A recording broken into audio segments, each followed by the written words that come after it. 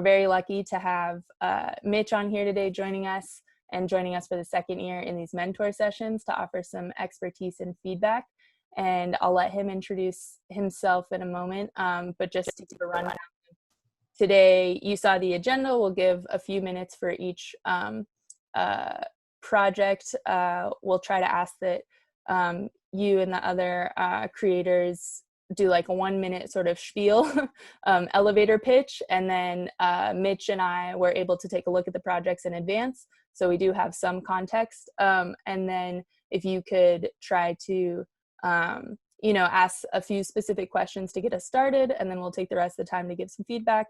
I'm here to answer sort of general Hackaday Prize questions and whatever I can offer as far as my industrial design experience, and then Mitch will talk a little bit more about his expertise and what he can offer as far as feedback.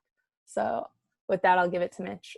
My background is I've been a consultant for small companies for, over 15 years before I started my own company in Silicon Valley, which was successful, remarkably enough.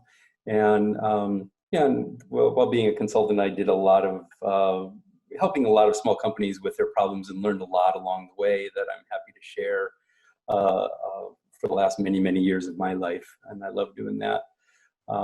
I became internet famous for inventing, and then manufacturing and selling a keychain that turns off televisions in public places.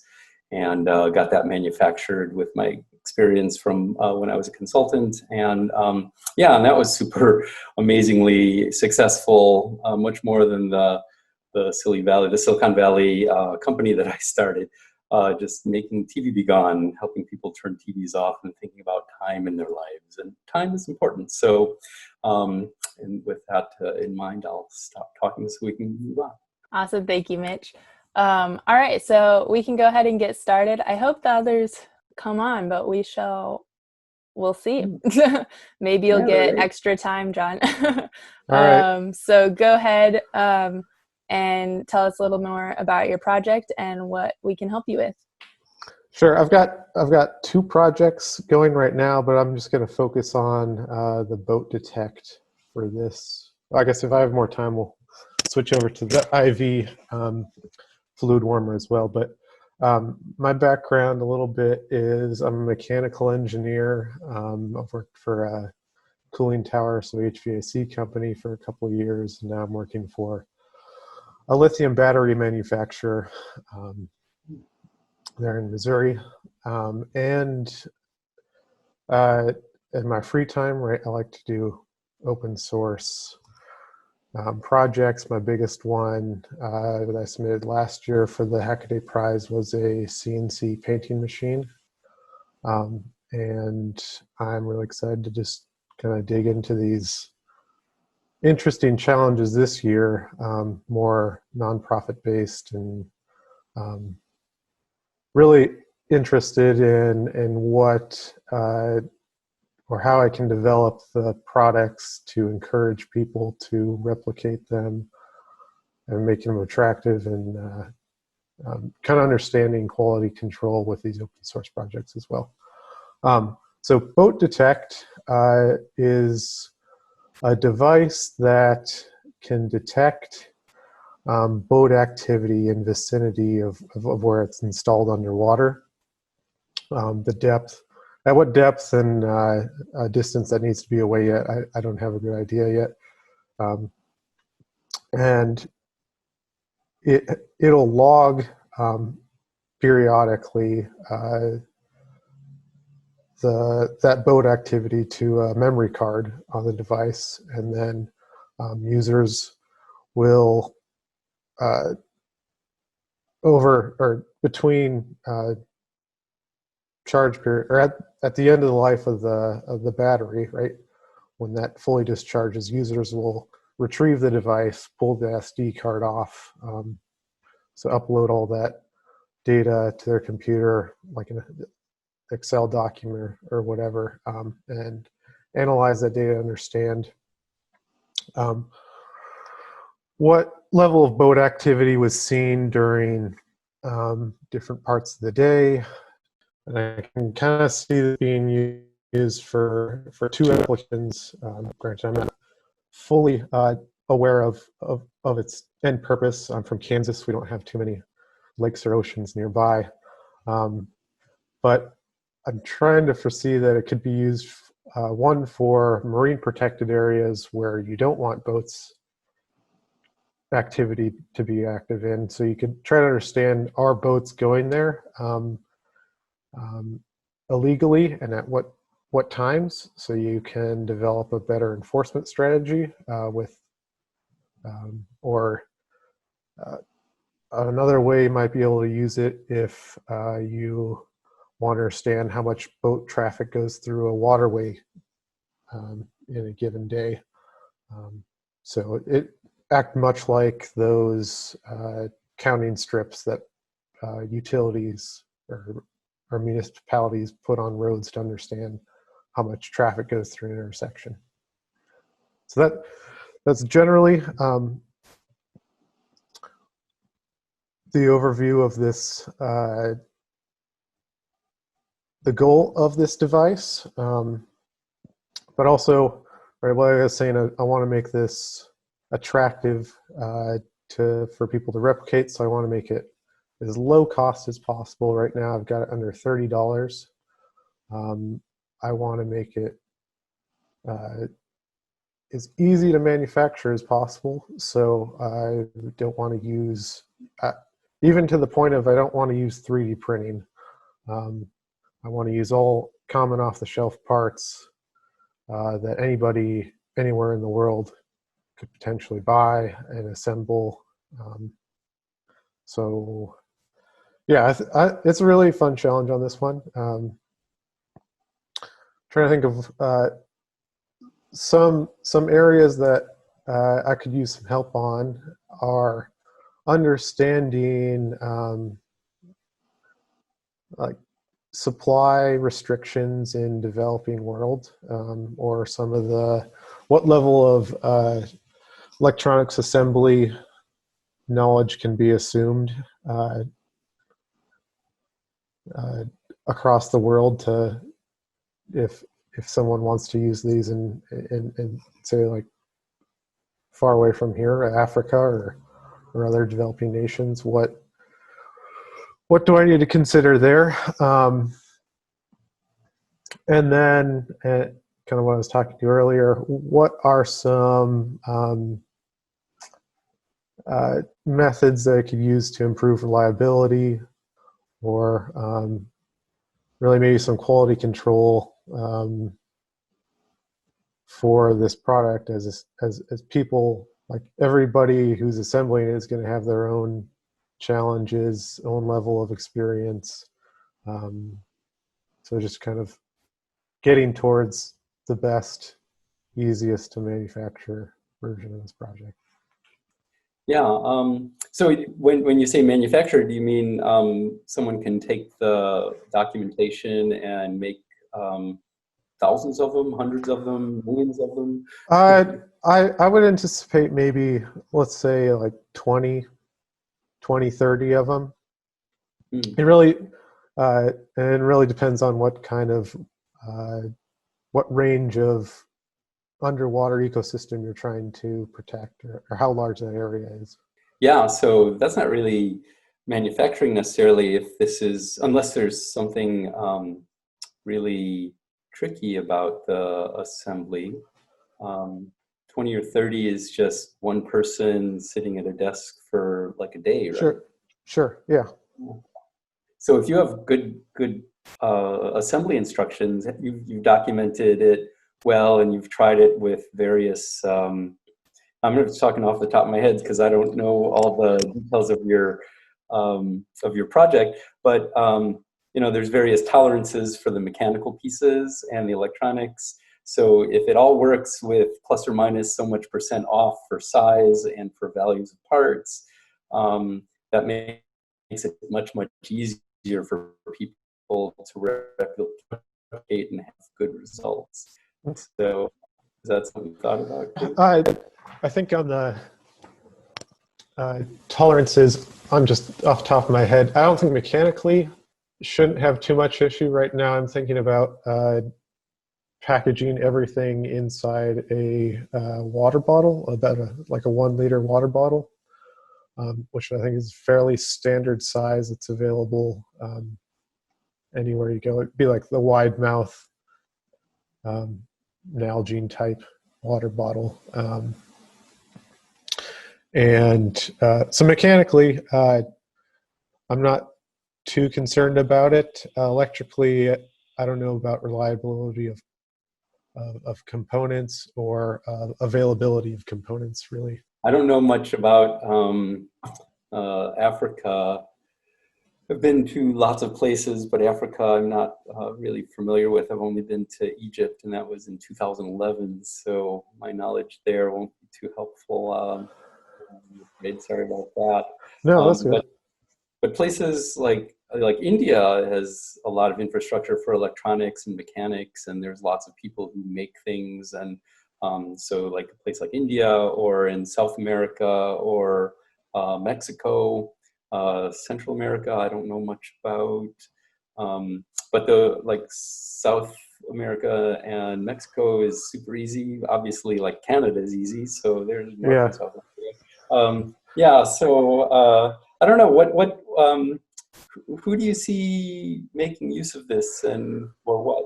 I guess I mostly see maybe some kind of enforcement agency for marine protected agency areas, or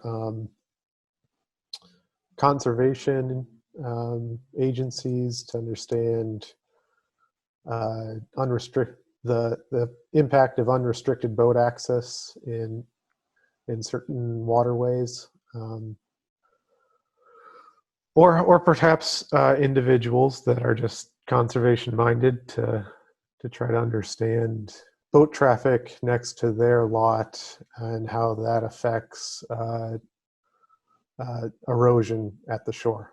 I think something on the note of like parts and sourcing and that sort of thing that has come up in some of the conversations with our nonprofit partners, because that is something that pretty much all of the nonprofit challenges are addressing. Like, of course, the more accessible the parts are, the more likely this could be built in all these different places, right? And that's it's pretty important for any of these challenges. And so something that's been mentioned is just to think about, and I think you are already thinking about this, is having a short BOM, basically, as short as possible, as few components as possible, and then as few, sort of rare components are really, if it's hard to source here, of course, then it's going to be hard to source a lot of places. But I think you're already being conscientious about that. And then I would just think about what, if any of these parts can be found in other devices, that might be something worth noting, in the project. Like, oh, you'd be able to tear apart this product and then you'd have this if you needed it, and you weren't able to source the component on its own. So that might be something worth exploring a little bit more, because that's always the same way. I love that this is in a water bottle, because that's often, like you said, that can be pretty widely available. And even if it's not, there might be some recycled ones that are out there, or there's other ways you might be able to find that. And so I think in the same way, you could think about how people might be able to recycle some of these components if possible. Yeah, I'm for battery power that's using some 18650s, so maybe able to source those from a cordless drill or battery that's gone dead, so that the cordless drill can't use the battery anymore, but maybe this device, there's enough capacity left. Mm-hmm. Yeah, thinking like that, I think, is great. And or again, even giving multiple options for each component, it provides a lot of, opens up the accessibility and the sort of, I had a few notes on ways, like areas you could explore or add more as far as the judging criteria, but I want to make sure Mitch wrapped up anything else he wanted to add. I can't really think of anything more. If you have other questions that maybe I could address, I'm happy to I'm a mechanical engineer, and I don't really have much experience with PCB design or uh, how economical that could be. Um, for something like this, where someone's going to make, um, like we were saying, maybe 20 of them, uh, and maybe you have 30 people make 20 of them. So we've got, was that 600 units total? At what point might it be economical to actually develop um, a board like this just for this device? And I'll just give you the right now, electronics components wise, it's probably $16 worth of parts for all the batteries and the SD card reader and some of that other stuff. Yeah, so SD card reader probably makes it so it's worth doing a PC board, because those are all really small, small pitch. The pins coming out of that are really close together and really small. Yeah. And hand soldering that is going to be, you need a lot of practice to do that well and reliable, especially if this is going to be underwater and inaccessible if it breaks. So we want it to be reliable. And PC boards are a way to make it much more reliable. PC boards are very inexpensive. Anyone can learn if they're interested in learning KiCad or KiCad, however you want to say it, an open source free software that's super powerful and really nice for developing your own PC boards given a schematic. There's lots of really good tutorials online for learning that. And then once you have the output from KiCad, you send that to online to China, and then depending on how the postal services work wherever you live, it comes in about a week or 2 or 3. Okay. And it's all pretty inexpensive. So $10 can get you a few of them. And if you're in a place that has like India or Mexico, then you don't need to go to China. You can do it more domestically. So, but China serves the whole world this way, including developing areas. And that's worth looking into. Yeah. So when you say like $10 for a couple of them, is that include with the components mounted to the board, or is that just the board No, itself? that would be a blank board. Okay. And it's a two-sided board, and that would be limited to 100 millimeters per side, 100 Okay. millimeters squared. And yeah, so then soldering that is also not trivial if you've never soldered before. Yeah. One can learn to do that, and $10 gets you a bunch of boards, not just 1 or 2. And you can even have, if you do the KiCad files, then everyone can just download that and then send that to their board company, or many board companies now in China. They just keep it if you give them permission, and then anyone can order them just by pushing a button, clicking on a button on their website. So yeah, and it has the shape of the part on the board, and it says orient it this way. It's pretty much self-documented if you have the markings on the board. That's called the silk screen. So yeah, there's really good tutorials online, and if you need help, just email me and I'll point you in the right direction. Do you have like a rough estimate of the cost if someone was to do all the assembly work on the PCB? That would be expensive because there's only going to be like 20 or 30, because the setup cost for doing that is the expensive part. Okay. And then the per board cost is not very much. But if you only have like 20 or 30 boards, the expensive setup is divided by 20 or 30. Yeah.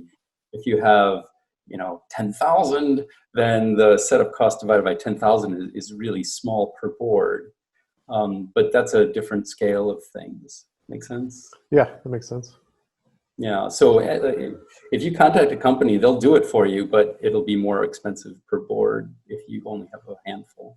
Thank you. So I think I'll just mention a few things that came to mind when I was looking over your documentation, and also wanted to point out some opportunities to talk with a member of Conservation X Lab's team as well that might help with thinking more about who exactly this might be for and how to expand that narrative of, the use cases and that sort of thing to address the challenge more directly. So I'll just mention those things quickly first. Conservation X Labs did create a Hackaday IO profile page. So I can just shoot you an email with that because I don't think we've officially shared it yet, but we will be in the next, I think in this week, sharing the nonprofit pages. But what's nice about that is you can directly message on there, the representative, Sam, who's also going to be hosting 1 or 2 mentor sessions between now and August. So I would also keep an eye out for the mentor session sign up as we add, new sessions every couple of weeks, because he will be on a couple of those. And again, that's, a good opportunity to just prepare some questions directly for him. Yeah, that'd be great. And I will, just one caveat I'll mention is that we'll give priority to, creators who haven't attended a session yet, but oftentimes, we don't always fill up. So just a heads up, we might waitlist you and then add you and that sort of thing, because situations like this where people don't show up. So I emailed the judging criteria in the email for this session, and I'm not sure if you'd taken a look at that before now, but that's all in part of the rules, official rules, which you can find on the IO contest page or on the landing page, prize.supplyframe.com. And those are just good to take a look at, because I would say, I'm pretty much telling everyone, it doesn't hurt to even format your logs or your description in a way that answers those questions and those criteria directly. You can literally say concept, design, benchmark, communication, and how you're addressing sort of the questions within those, or starting to think about those things. And that's just a sort of a blanket thing I remind people, because I think it's it makes it easier, when the judges are taking a look to see if you've hit all those marks, right? It just lays it out pretty straightforward for them. I think you have hit most of those things in your profile, but some of them might be harder to find than others. Mm-hmm. And then I was going to say that I really love the way you rendered this, Photoshop or something, this image of the components in the water bottle, and more sort of images like that, I think would help illustrate, you can illustrate things in that same way, whether it's use cases or how this would be deployed, or how you would see multiple people building it, or, think about illustrating what makes it unique conceptually, and how you are addressing an issue in conservation, right? And then on the note of quality control, sort of some of the questions you mentioned around that, I think, something I also recommend pretty often is you still have time.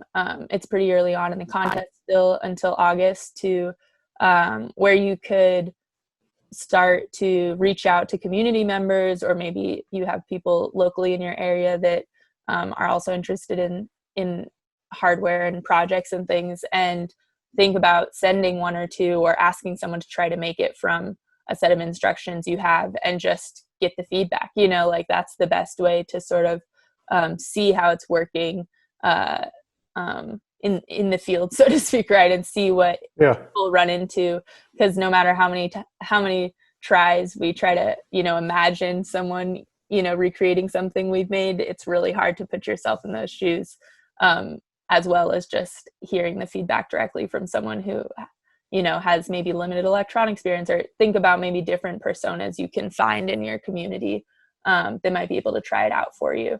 And then online, I would say, Hackaday IO is a great place to find those people too. There's oftentimes people who are down to try a project, and maybe comment on other projects, or see if someone wants to do a trade maybe, who's also working on the challenge, and you guys can help each other out in that way potentially. So Mhm. that's just another idea to throw out there. How do these projects go about being judged? Right? Is it they look primarily at just the project details page? No, so how deep do they go? yeah, we do ask the judges to review every facet of the profile page. They have a good amount of time, and each project is reviewed by 3 to 4 judges. So it does get reviewed, by more than one person, and we average those scores. And yeah, to answer your question, we do ask that they review every facet of the application, or not the application, the profile page. And we, I think you can see or I know in the rules, there's a difference between what's required for the initial round and then what's required for final judging, as far as like video materials and things like that. So definitely take a look at that, and I can send you a direct link if you're having trouble finding the official rules page. But within the official rules, I can email you the exact section. I can't remember the title of it right now, but Okay. there's a section that says, required for all entries to qualify for that first round that happens in September, the first round of judging. Then we announce finalists. And then for the final round of judging, there's a video component. You need to have a prototype and show it through the video, and like a physical prototype, and some things along those lines. So just be sure to take a look at those to make sure you've checked all those boxes. But I think, you're thinking about all the right things here, definitely. And one other note I was going to say is, you asked at one point, how much sort of electronics knowledge can you assume anyone creating this might have? And I think it's best to assume nothing, assume like it's the most basic level and then work from there. Obviously, you can have different levels of documentation, and you can say maybe this is, someone would have to find someone who has this sort of expertise, but even illustrating that, I think, is helpful for someone who would be interested in recreating it, who maybe doesn't have the knowledge, for them to know, do they need to find an electrical engineer or just someone who knows how to solder, and they would be able to figure this out, or, something like that. Noting that and thinking about, under the communication category or criteria, I would say think about if part of your narrative is that this could be used around the world, are there ways you can illustrate directions and things just based on iconography or, on images rather than language specific things, thinking about that. Again, you can pick and choose what you want to focus on in all those areas. Of course, you could, expand and expand and expand. But just, think about what's important to you as far as those areas, and set maybe some goals on where to get to with those. Yeah, that makes sense. All right. Well, it doesn't look like anyone else is going to join us. So if you want to talk about your fluid warmer project, that's fine with me. I don't know, Mitch, are you all right with that? Cool. Sure. I think we have Mitch for the hour, so we might as well take advantage of that. Okay. So I started this one last weekend, but I've been thinking about it for a couple of weeks. So this is for Field Ready's IV Fluid Warmer Challenge. I'm going to send it in the chat so that all right. Mitch can see it too if he wasn't. All right. This is in my mind, a completely different design effort, in that, someone's life might depend on how well this product operates in the field, which, to my knowledge, is not a very common open source project. Maybe we've seen a little bit of that with these open source ventilators. To my knowledge, there hasn't really been a successful open source a medical device that needs to work properly in order to prevent any harm to the patient. So as far as understanding the risks and going much deeper in on those to mitigate them as much as possible, while also making a very low cost solution that can be, where parts can be sourced from anywhere around the world. And particularly, I think the application that Field Ready usually operates in is some kind of disaster relief zone. Just in general, right, to give you an overview of fluid warmers, they're not, right, they're used to warm either blood products or IV fluids like saline prior to infusion or transfusion for blood products into patients. And blood products are generally stored around 4 degrees C. So, or maybe during transport up to 10 degrees C. And so you want, once you take them out of storage, you want to use them within 4 hours. So I'll just disclaimer here, I'm not a medical professional. This is just what I've taken from online. And my wife's a doctor, so I tried to pull as much as I can from her. So my understanding is that you need to use it within the blood product within 4 hours after removing it from the storage. And in general, fluid warmers aren't necessary for infusions. It's only really when you need the high flow infusions somewhere probably between 80 milliliters per minute to 100 milliliters per minute that you want to think about increasing that fluid temperature before administering it to the patient. And really the reason for that, right, is that if you give the patient cold fluid or you inject them with cold fluid, there's a risk of hypothermia and maybe a risk of death if it's too cold. So this design that I'm kind of throwing around my head right now is made out of as many hardware store components as possible. I put together a enclosure concept yesterday that I think's an image of it is up on my Hackaday project profile. And it's a 3-inch air duct, metal air duct pipe. And the idea is that I put silicone heaters in that pipe. Could potentially be the type of silicone heaters that are used on 3D printers. In this case, I've been able to find a couple of 100-watt, low-cost 100-watt silicone pad heaters that I found, and they're primarily used for automotive applications. And it's I'm not so familiar, but it seems like maybe a diesel engine application. So hopefully readily available, or more readily available even than 3D printer heater bed pads. And so, right, so the silicone heater pads are on the inside of this metal ducting pipe, and you would wrap the medical IV tubing around this pipe and allow it to flow at those high rates to heat it up. So the number of wraps around the pipe required is really dependent on what flow rate you're trying to target. You could default to just wrapping it all the way along the entire length of the pipe, because that'll certainly allow you to or give you the most efficient power usage, because most of your heat is then going to be going to that fluid. But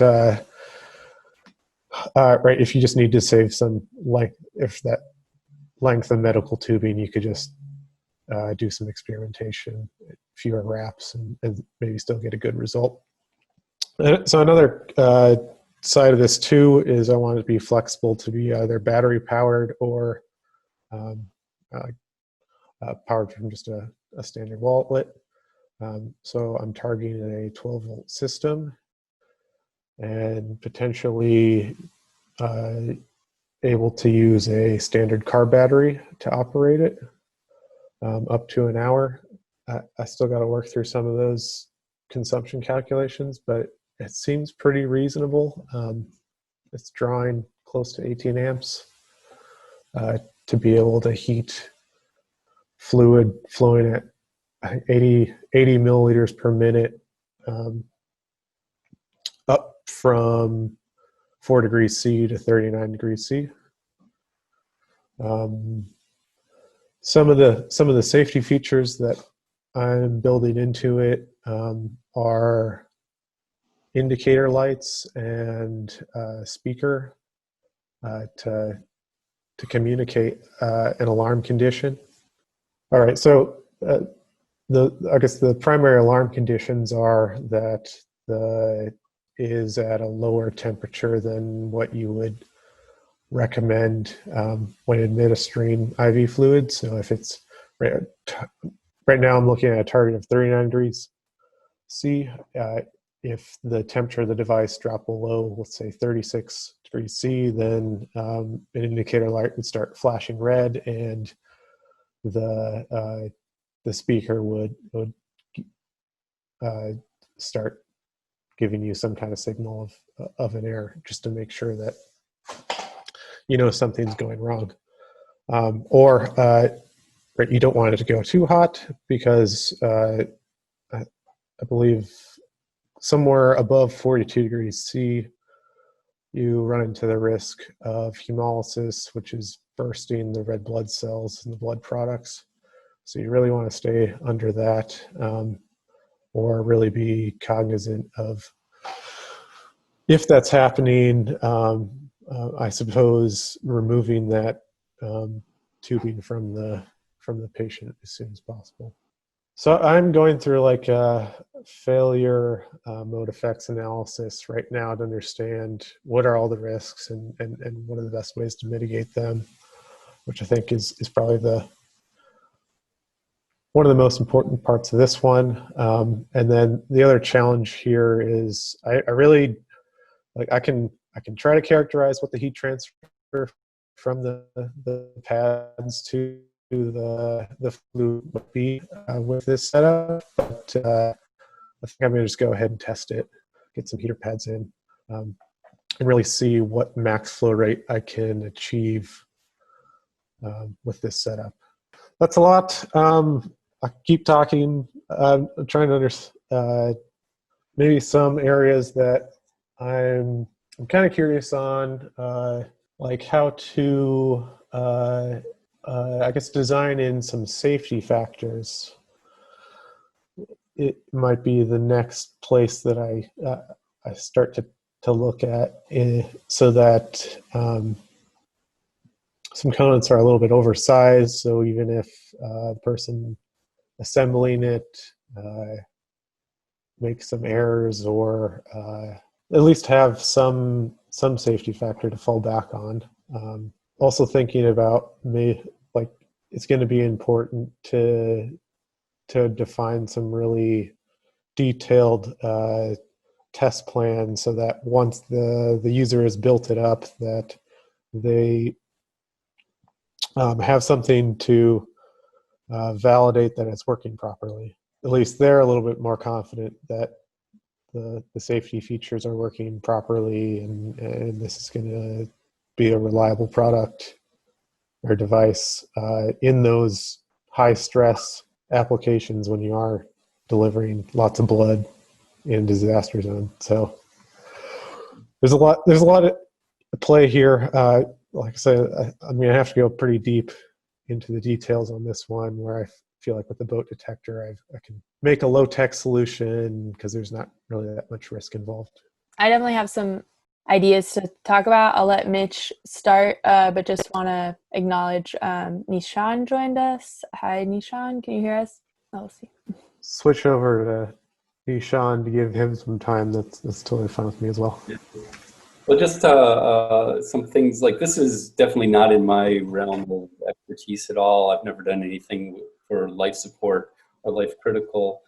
A lot of things in this realm require redundancy and gives control to something else that can take over and keep things going.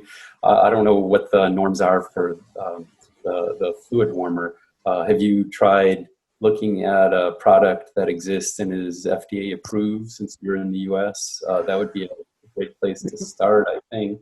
Yeah, that's a good point. I have looked at some products that are FDA approved. I haven't done much research yet on like the design theory behind them. Yeah, that's a good point.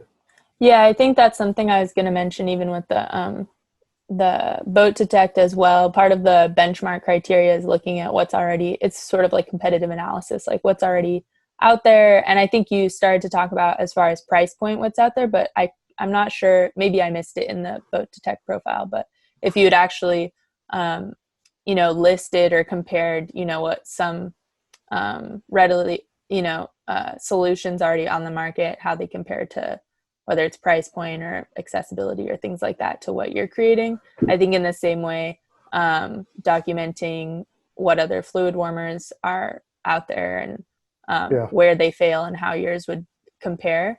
And on that note, we will be sending out and adding to the challenge page a fluid warmer, sort of open source fluid warmer thesis that one of the field ready interns had worked on a couple of years ago, that does a pretty in-depth like analysis on what existed at that time and why this would be useful and sort of what areas to focus on for an open source version. And on the note of other resources as well, I'm not sure if you've seen, there was Hackaday articles and accompanying YouTube Q&A video with each nonprofit where we talked with members of each nonprofit's team, and they talk a little bit more about each challenge and what would be useful or what to worry about and things like that. And so if you haven't seen those, I would check those out for whichever challenges you're working on. And in the fluid warmer, in the field ready one, they addressed it also, because just a note, since you had, from what you had said when you started, that yes, this is clearly a very like a high risk product. And they addressed that if field ready were to reproduce the solution, they would do it in collaboration with a medical device company that they've worked with before. And so it would be for their application purposes, they would make sure that it had all the necessary precautions and things. But part of that is, like you've already mentioned, risk analysis is really important. And that's something that Kat highlights in that interview as well. So it's great that you're thinking about that. And, but I like where the solution is going. Like, I think it's an elegant idea and design. And I would just say, and I think this is part of what you're thinking about anyways, but like with your alarm system, but as many ways basically to have sensors and things maybe along the tubing potentially, or that if there was a way that it could show the temperature of the fluid maybe leading up to the pipe and then from it coming off of the heated pipe and that sort of thing, as many, like you said, or even as Mitch was saying, redundancy, like as many points for people to be reassured that things are the right temperature and before they are going to the body, of course, then I think is good. All right, so this is the Hackaday Prize landing page, and so you can see prize.supplyframe.com, or you can also does it show you the next tab I clicked? Okay. Yes. Okay, it's showing the whole window. Good. Or you can go to Hackaday.io, go under contests, and find this page. And these two pages are pretty redundant. They both have pretty much all the information that you might need, but two different places to find it, since people come across the contest in two different sort of streams, whether they're familiar with Hackaday.io or not. So on this page, you can see here there's some quick hyperlinks you can go to for all of these resources. And under the official rules is where I mentioned that official rules document. You can also, again, find it here if you go all the way down to the section with dates and rules. You can go to rules and you'll have the document there as well. And in this, some sections I would highlight are the required for all submissions. So that shows you what's required to be eligible to qualify, essentially, for the first round of judging in September. And then again, required for the final round is listed here. And then below that, we have the criteria. So how the first round of judging is judged, what the judges use for their criteria, and then again later on for the final round of judging. So all those things are important to take a look at. And I had mentioned earlier, Nishan, that it's great to just build these into your profile, and then it makes it really easy for the judges to find how you've addressed these different areas: concept design, production, benchmark, communication, Okay, sure. etc. And those essentially correspond with the entry round criteria as well. They're all very related. Okay. And then, right, if I'm looking at two projects, not that you can only win one prize, right? So yes, so that's a great question. I'm still gonna develop it because I don't know, I just want to make the stuff, but yeah, no, I mean, that's great. In the spirit of open source, we appreciate that you are game to develop them both. They will be both projects will be judged independently, and yes, you cannot win both challenges, but you're welcome to enter as many projects as you like. Okay. So, and that brings us to the prize structure. I might run through briefly, unless you guys both feel like you understand it. I think it'd be beneficial. Okay. If we have the time. Yeah, Mitch, before I get into that, I just want to make sure, was there anything else you wanted to address? One thing, so looking at what products are there, we were talking about, and you mentioned that as well with the other project from 2 years ago. But seeing what kind of redundancy is needed, and what was the other thing? So if people are going to make this and not in a controlled environment, there has to be a procedure for calibrating it. Yep. So that's just something, and again, that's not in my realm of expertise, but it's something that they need to look into, and as of you thought about that. Yeah, I appreciate that. I've got to do more work on that. Yeah, but cool project. I'm glad you're doing that, and it's really cool that you're doing two projects. One sec, I think someone's trying to break into my house. Break into your house. Okay, so just wanted to highlight a few other resources. So on the contest page, both of you should be automatically, when you create a project entry, added to our newsletter that we send out monthly, but definitely keep an eye out for that, or email me if you haven't been receiving that, because we add we update, the mentor session schedule. We remind you through that email, and also any, recently published articles or videos that can be used as a resource are usually included in that newsletter each month. And that can be a great, tips and things to get more clarity on parts of it. And then I was going to go through the prize structure, right? So this can be found again on the landing page or on the contest page. So here we have the prize structure here. So there's best all-around solution, which is $50,000. This is our grand prize, and this is independent of so the only entries that qualify for this best all-around solution, they must be addressing a nonprofit challenge. They can't be a wild card. That's important to clarify, that wild card entries, any entries that don't respond to a specific nonprofit challenge, are only eligible for that $5,000 award that you see here. But for the nonprofit challenges, you can win best of your category, of your nonprofit category. You could win honorable mention, or you could win the grand prize, best all-around solution, which is just the most standout project that addressed a nonprofit challenge will win that one. So if you guys have any questions about that, you can totally email the prize at hackaday.com email, and it's usually me or one of my colleagues responding there. So feel free to reach out with those. And Okay, sure. And we're just about time, so I think we will be